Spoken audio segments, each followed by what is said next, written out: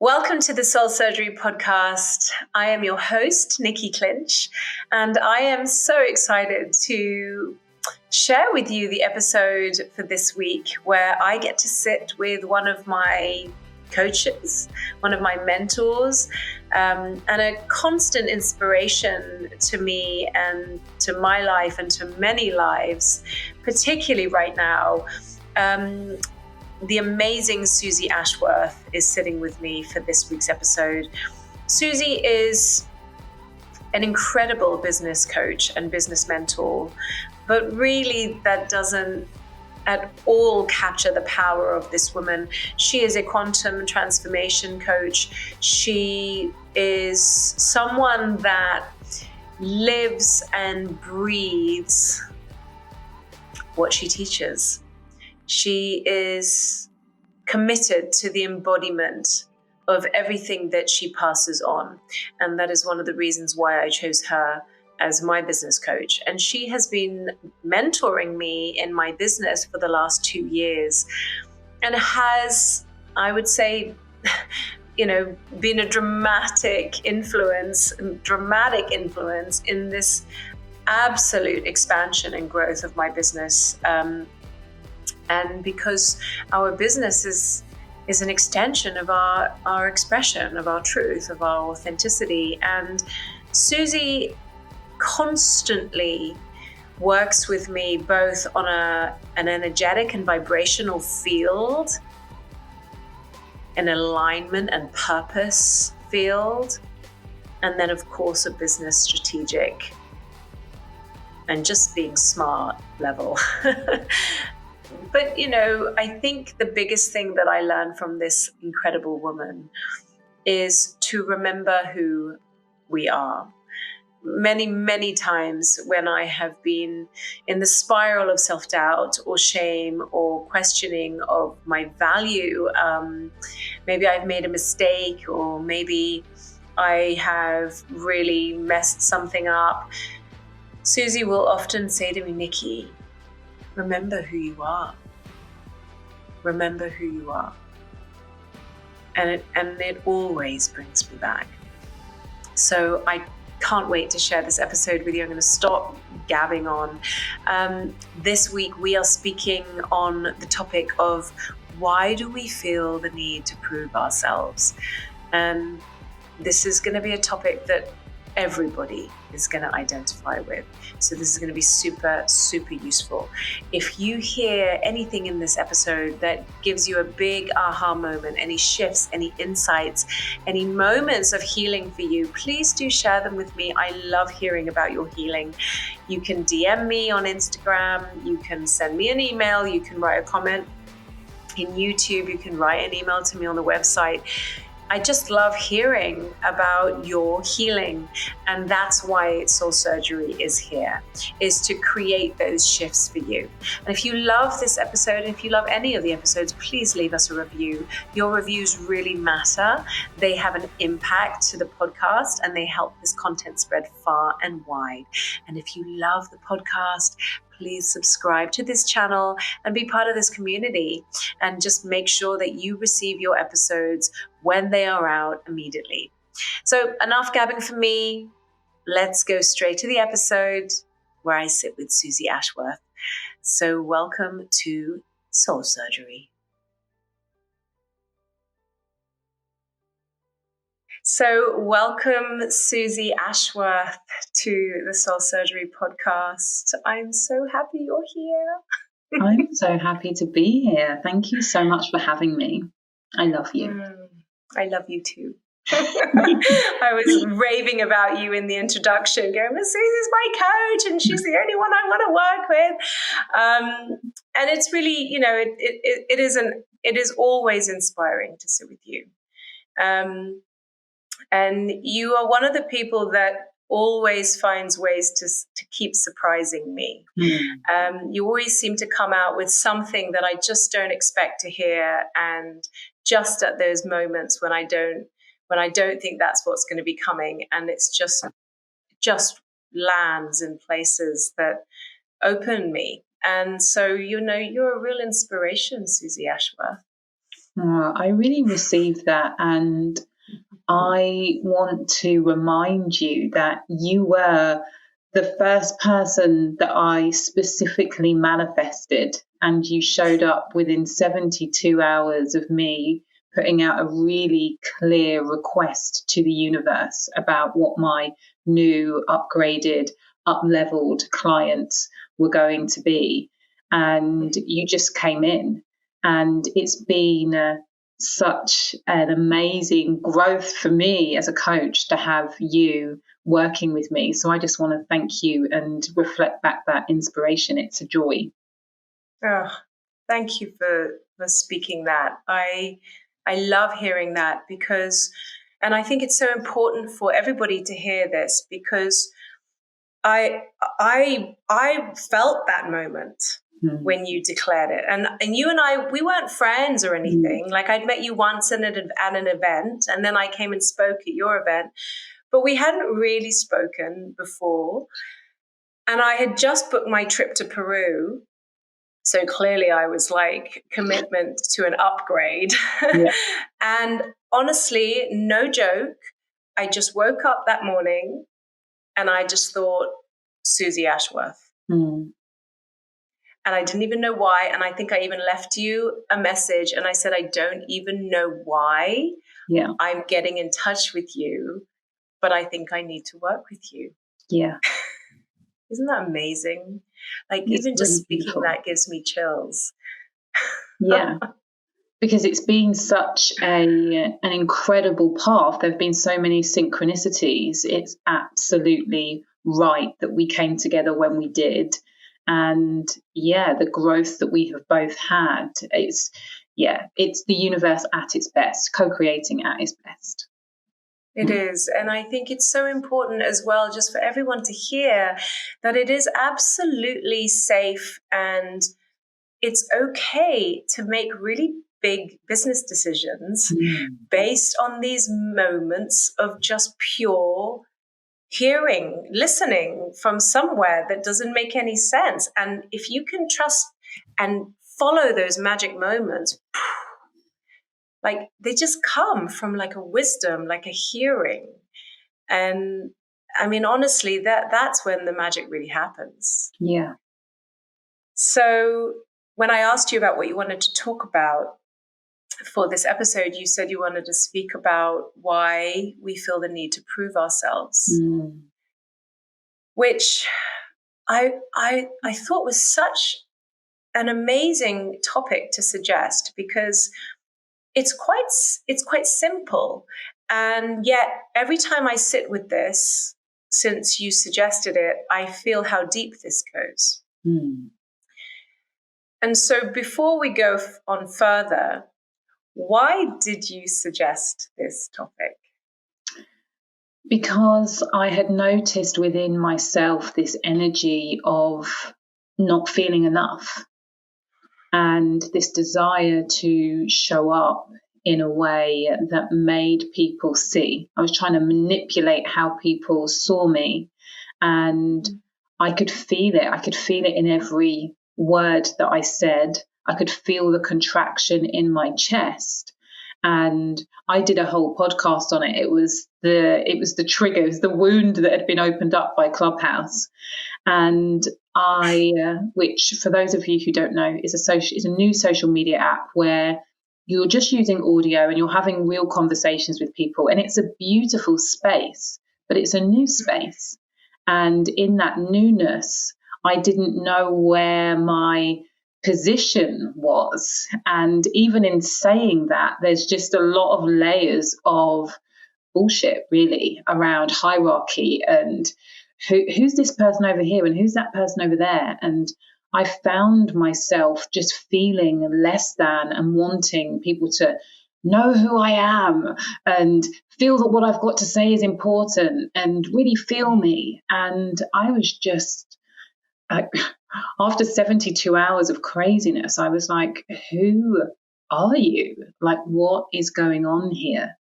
And what was really beautiful is since that time, I have landed, I've come back home.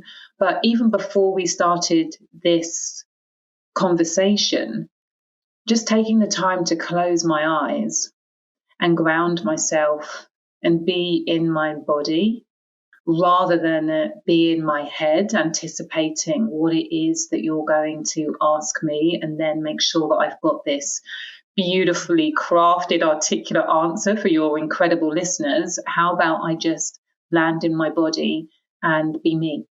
Is that okay? Yes. And actually, when you do that, and I don't mean just you, I mean all of us, it just creates such a rich and intimate space for something beautiful to happen. Yeah. I completely identify with what you've shared. I've had multiple layers of this sort of insight and seeing it even more clearly each time, even just the sort of subtleness of it, how it can leak out. And, you know, my brand, the Warrior Woman brand, was based on literally being this somebody. And it was exhausting. It was absolutely exhausting to be her. And I didn't even know that I was exhausted. Yeah. until I realized that that whole persona was just about survival. It was just about surviving my past. And, you know, I had another moment again at the end of last year when I realized that, you know, all the pictures that I was putting up were so kind of perfect. And when I really looked at them, it was like there was this separation between me and my community. I was like, oh, I can't even see me in there anymore. And so I really relate. I've been going through these multiple layers of just kind of releasing more and more of this trying, this presentation of someone. I actually looked up the definition of proving. And it says, I want to read it to you because it's really interesting.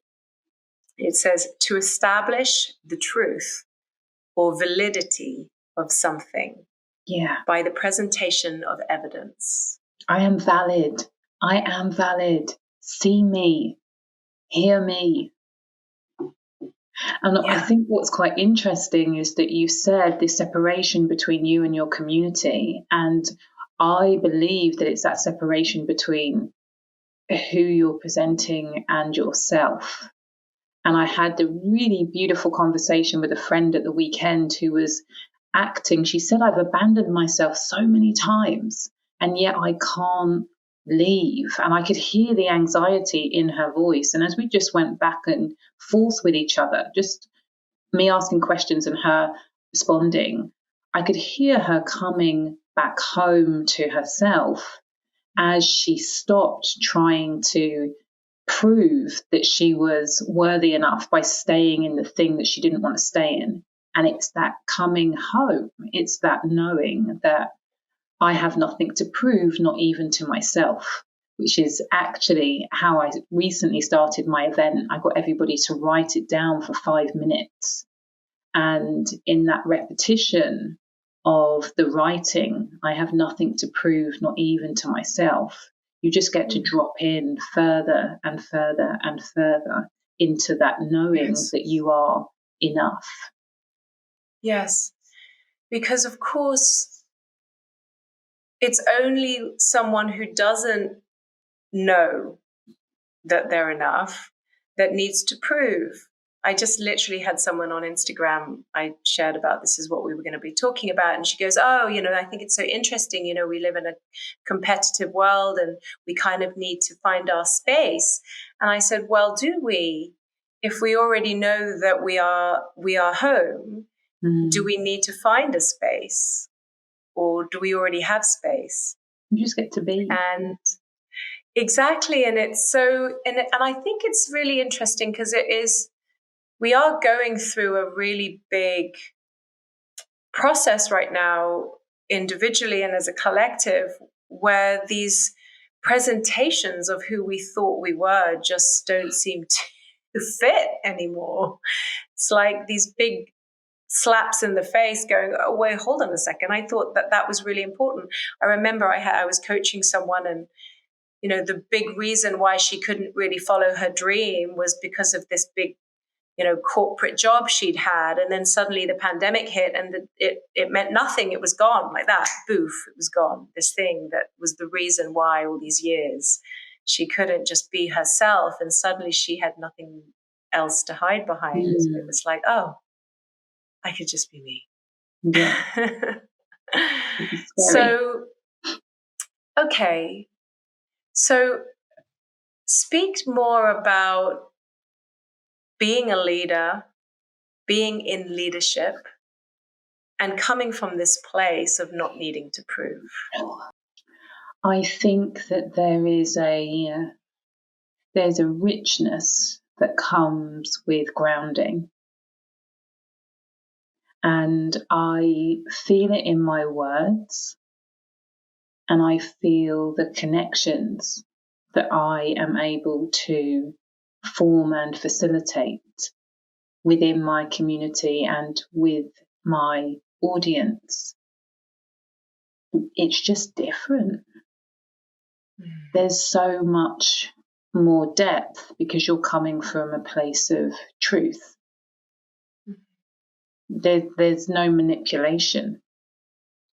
Yes. And this word manipulation, I think, is very interesting when you're in the business of helping people see things differently.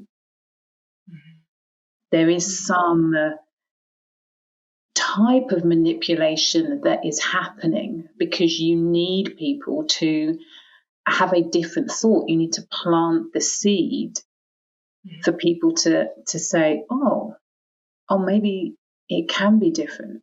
Maybe this is not how I thought. And I think that in the past with me, and certainly what I see within the industry, is that the desire for people to see things differently can come from such a place of manufacturing that it becomes disingenuous. The transformation doesn't stick because it's coming from a place, it's coming from a facade. And I think that as leaders, I talk about all leadership starts with self-leadership. You can't lead anybody else unless you are leading yourself. And whilst I know that you can get to a certain level with that in authenticity, when you desire to create great impact and when you desire to be at peace, and those two things are in equal measures to me,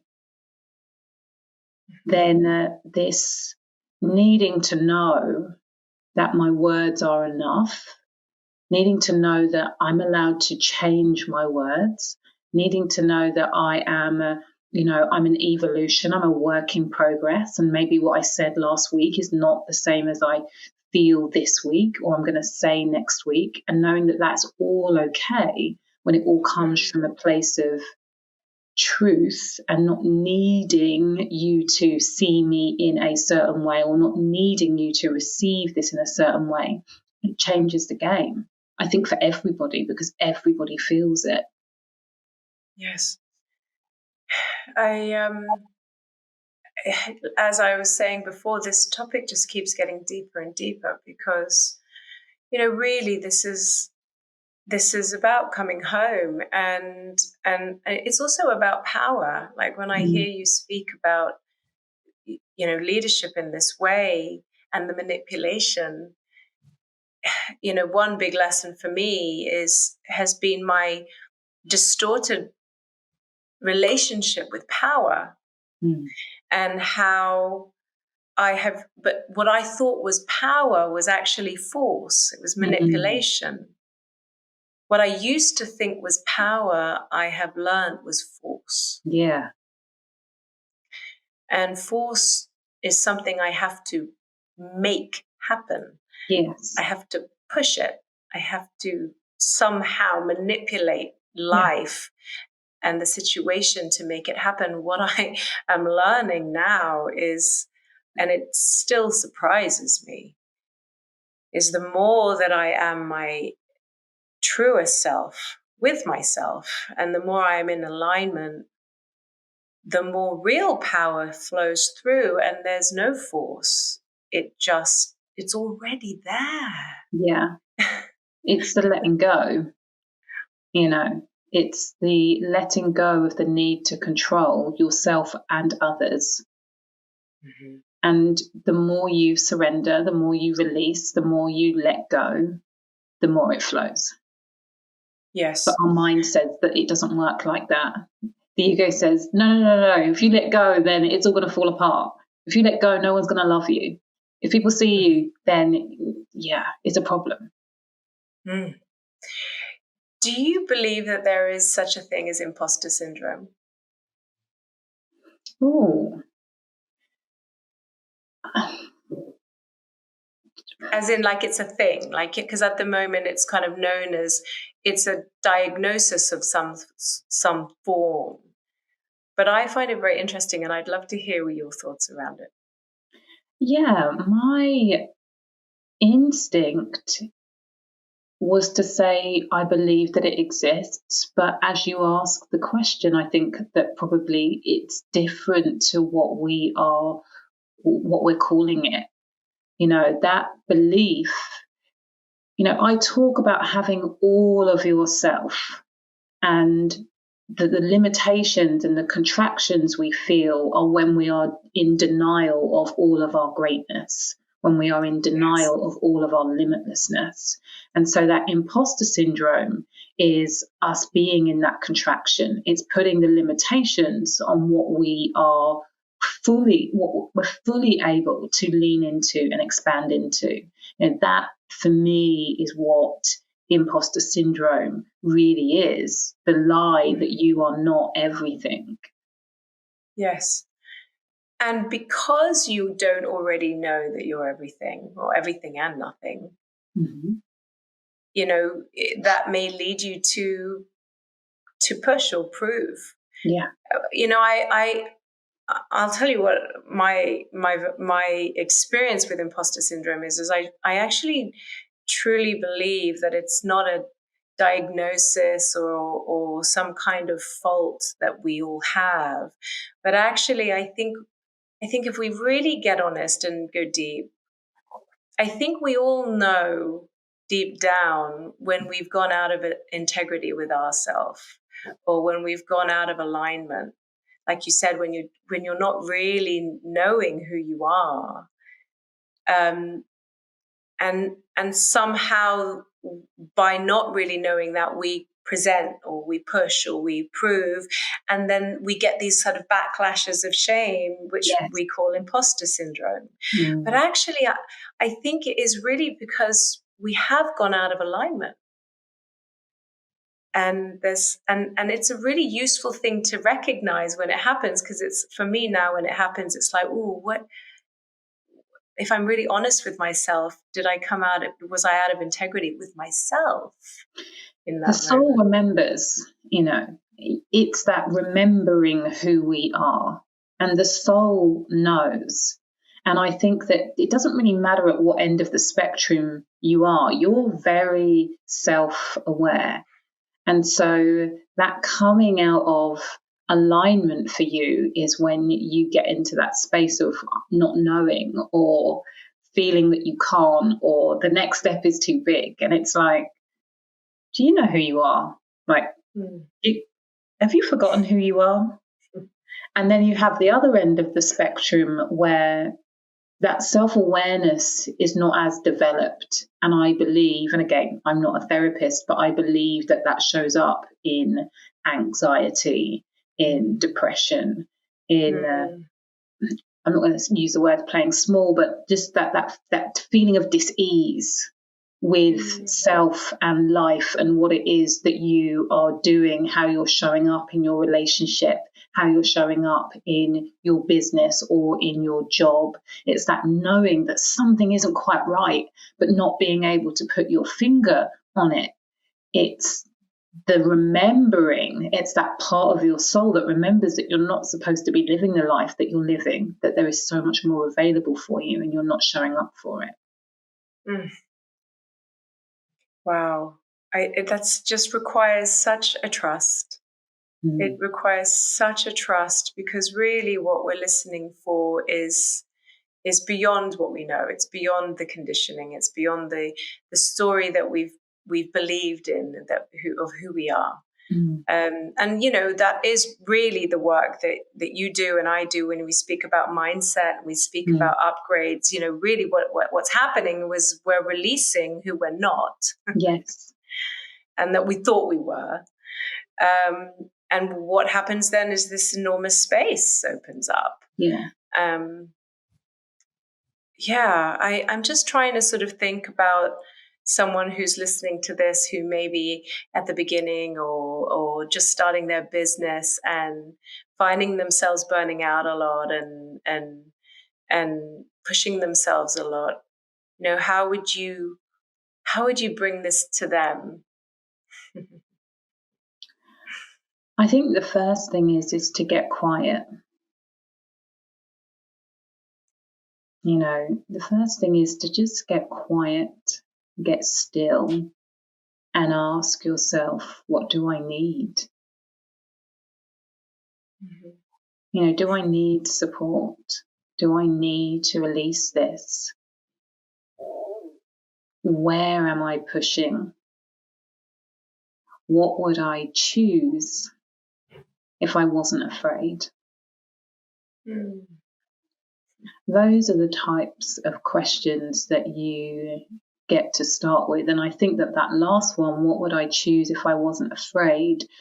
That really brings it into very sharp focus of where you are taking actions in order to prove that you're enough, that you're worthy, that you're capable.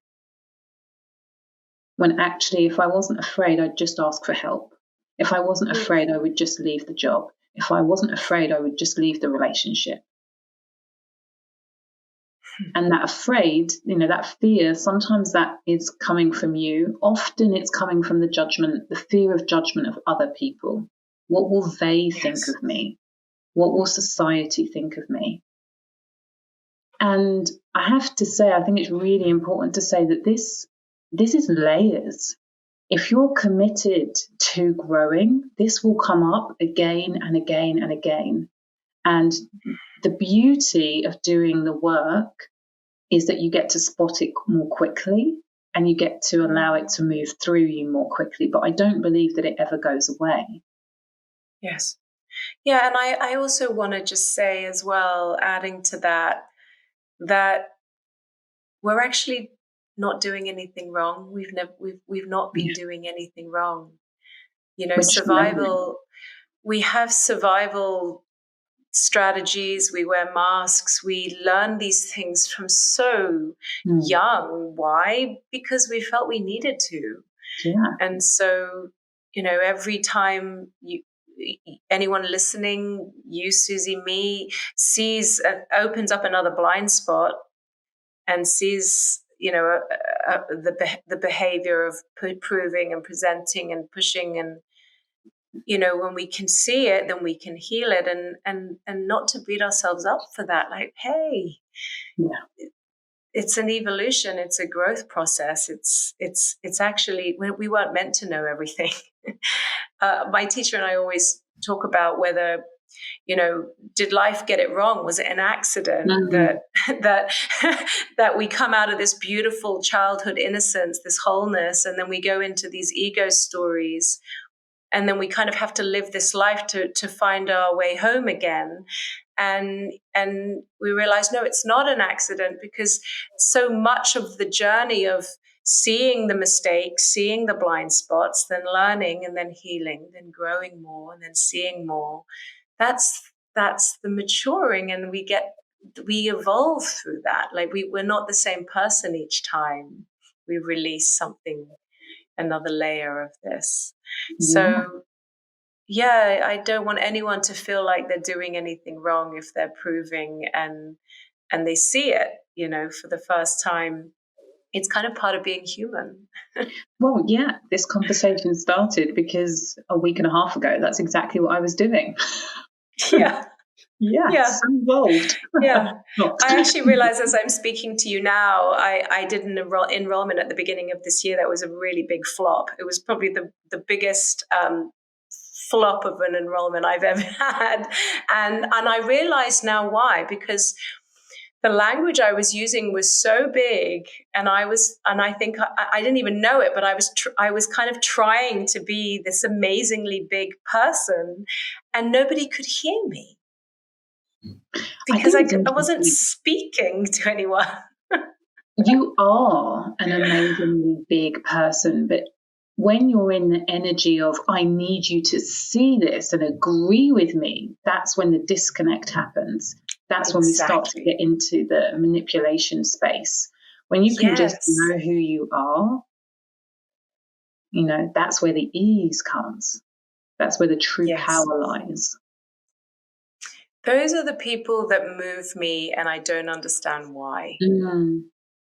It's like, why am I crying right now? Like that, like they're barely whispering, and yet something is so powerful by where they're speaking from. And it's where we're speaking from rather than what the words are.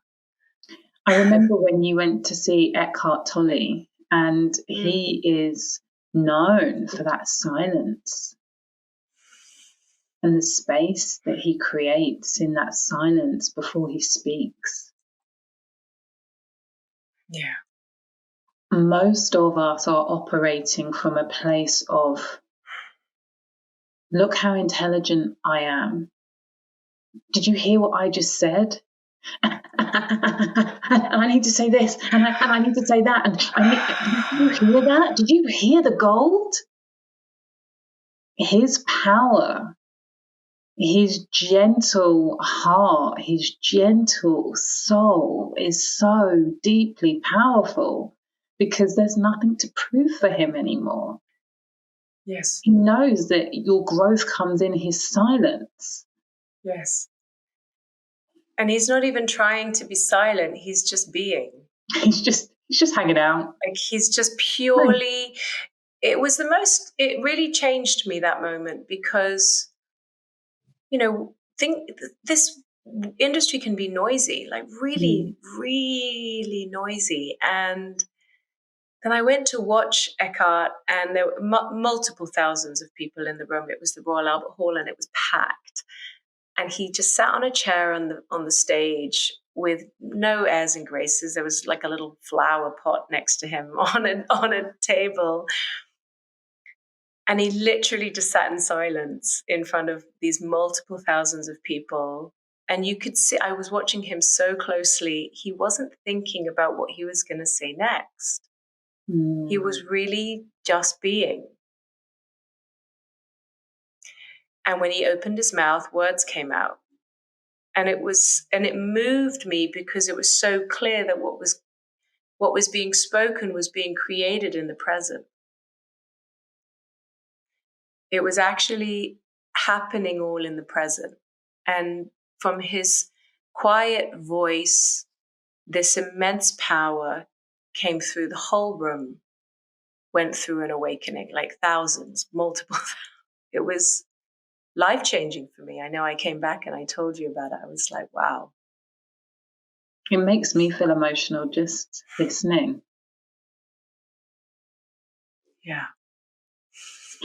And what's really beautiful is that you get to, I'm thinking about the Clubhouse app, you get to listen to lots of different people, and you can hear which people are grounded and embodied. And you can hear which people are coming from their heads and their ego space. And the majority of people are, and I say that without judgment, like it takes me real intention to ground, to keep on, to be continually grounding. So I keep dropping back into my heart. Mm-hmm.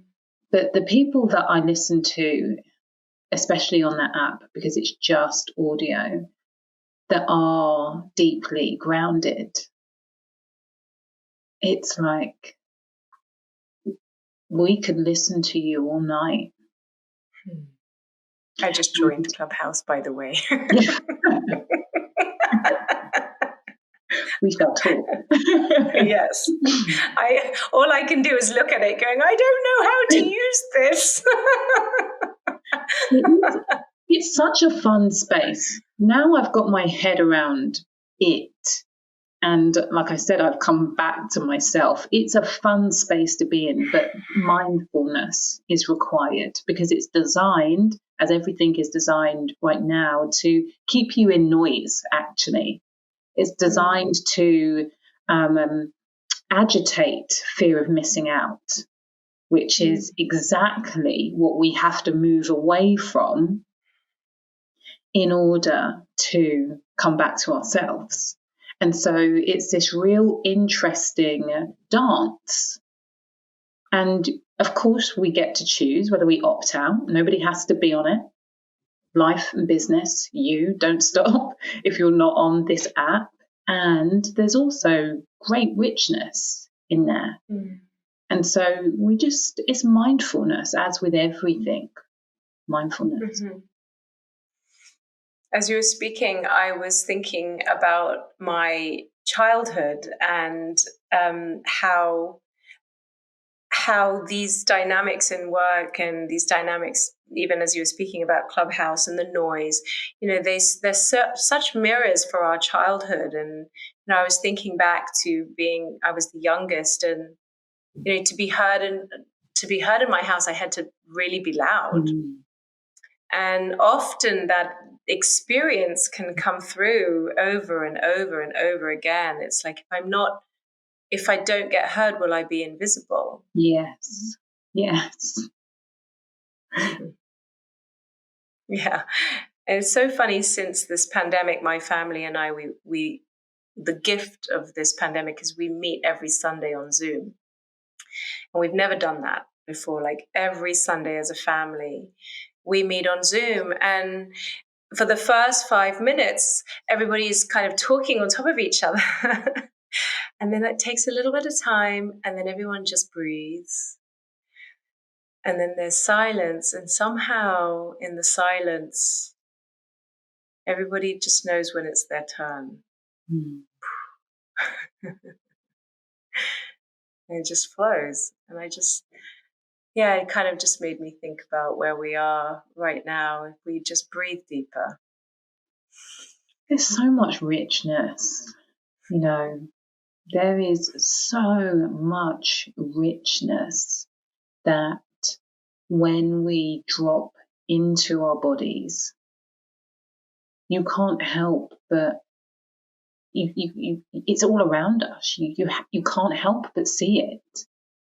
It's when we're in our headspace and in it's not sleep mode, forgetful mode. Maybe it is sleep mode. That we don't. I would call it survival mode. Survival mode, yeah. Yes. That we don't see it, and it's around. And I say this having, you've just gone to New Zealand. I've just come back to the UK, and at the moment it's snowing. I heard. I've got fields out in front of me full of snow, and I see the richness. I feel it. Beautiful. Well, Suzy, how can my listeners find you, work with you? Where can they hear more? Please share all the places that they can come and find you and connect with you more. Yeah, so I have my own podcast, The Limitless Life Experience. So please come and check that out. And yeah, if you're on Facebook, especially if you are an entrepreneur or moving into that space, then come and find me on the Quantum Success Hub for female entrepreneurs. That's where I play. Beautiful. Because, now I know why. I mean, of course, now I know why I wanted you as my coach, because firstly, it's mind-blowing to me how you can literally run your business and do really beautiful, powerful work, impactful work, and make really amazing, beautiful, abundant money from this place of stillness. And I am blown away by it more and more, this spaciousness that can become available, trying less, and yet the power and the creativity becomes abundantly more.